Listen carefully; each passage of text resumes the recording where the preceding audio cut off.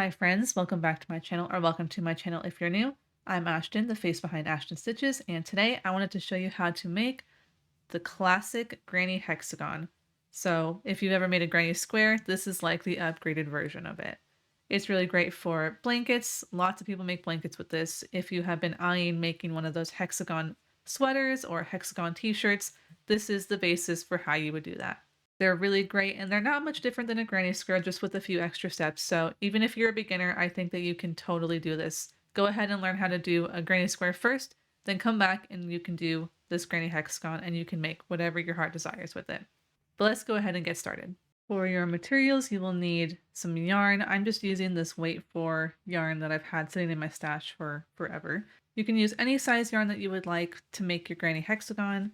I prefer to use a weight 4 for things like this, so that's what I will be doing. You will also need a crochet hook. I'm going to be using a 5mm hook. This is just what I tend to gravitate towards, but you can use any size hook that corresponds with the yarn that you have chosen, a tapestry needle, and a pair of scissors. And let's go ahead and get started. To start our granny hexagon, we are going to make a magic ring.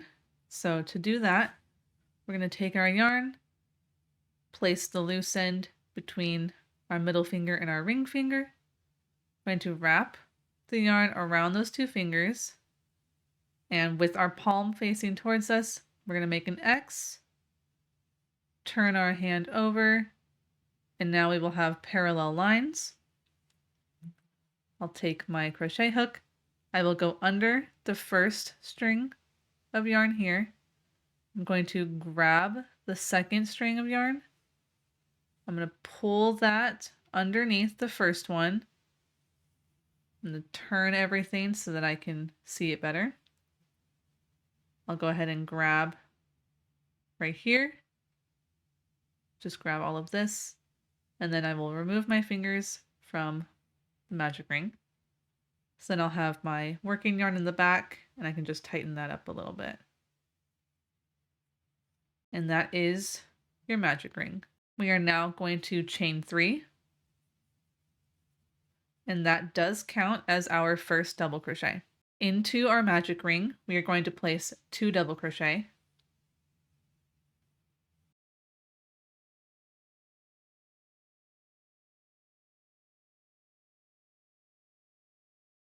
So since that chain 3 counted as our first double crochet, we now have 3 double crochets. We are then going to chain 1. I'm going to tighten my ring just a little bit, and then place 3 more double crochet into the magic ring.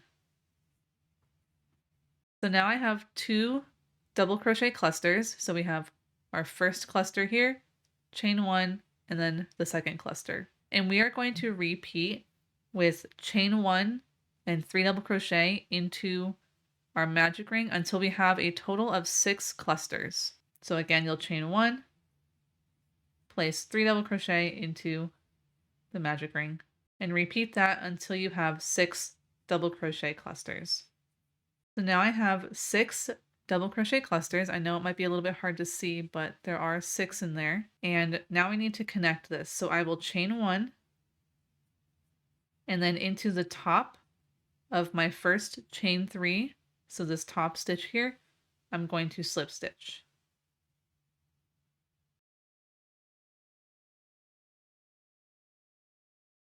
So now that I'm all connected, I'm going to go ahead and tighten up my magic ring. And that is round 1. So now for round 2, I'm going to chain 3, which counts as your first double crochet. And then I'm going to place 2 double crochet into the same space. So this space right here, where our chain 1 was at the very end, I will place 2 double crochet. So now I have a total of 3 double crochet in that same space. I'm going to skip this cluster here, find the next chain 1 space, and into that space, I'm going to place 3 double crochet.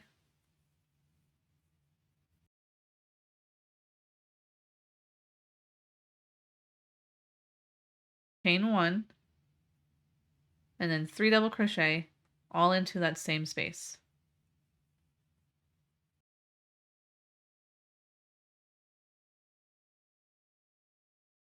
Which makes a corner space here.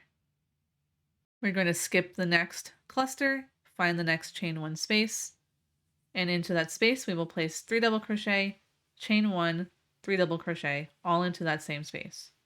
And you're going to repeat that into every single chain 1 space until you get back to the beginning, and I will meet you back there.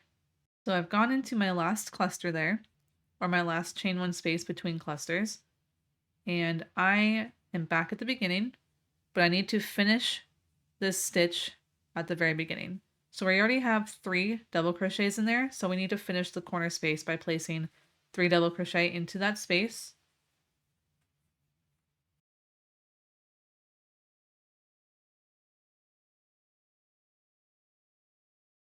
Then we will chain 1, and then we will slip stitch to the top of our chain 3 from the very beginning. And that is round 2. Now for round 3, we're going to chain 3, which counts as our first double crochet, into this space that we are coming from. Just like before, we're going to place 2 double crochet into that same space. And then we will skip over to the space right in between. This is on one of our sides, so one of our flat sides where there's a space, we're going to place 3 double crochets into that space.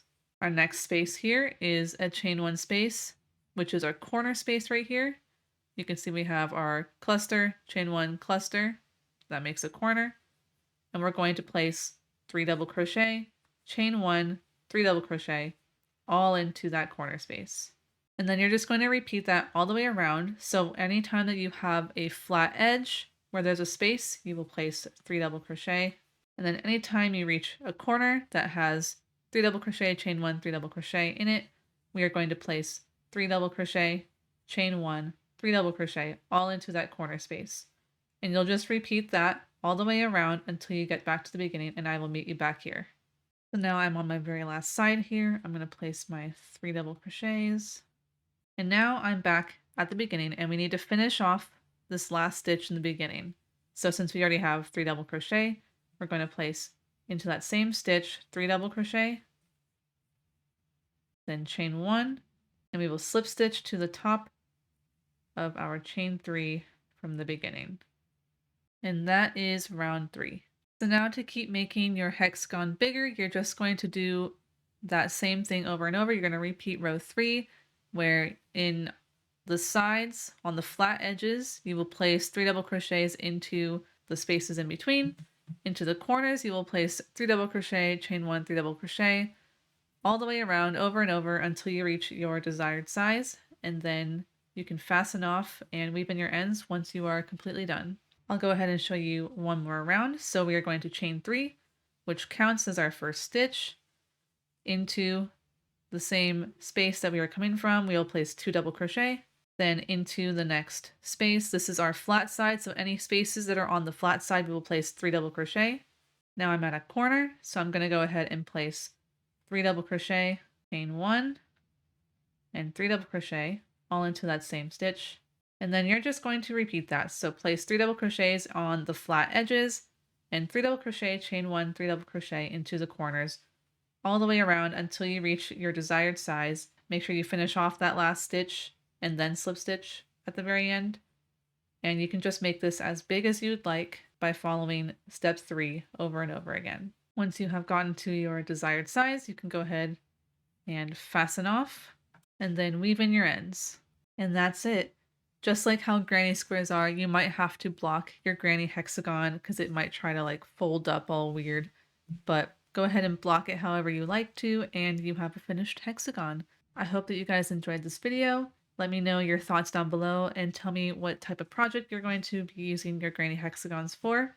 They're great for a lot of different things, so I would love to hear. If you're not already subscribed, go ahead and do that if you like what I have. If you want to be updated for whenever I post new tutorials, go ahead and hit the bell icon right next to that subscribe button. If you like this video, like it. If you disliked it, dislike it. And I hope that you guys enjoyed, and I will see you all in the next one. Bye, everyone.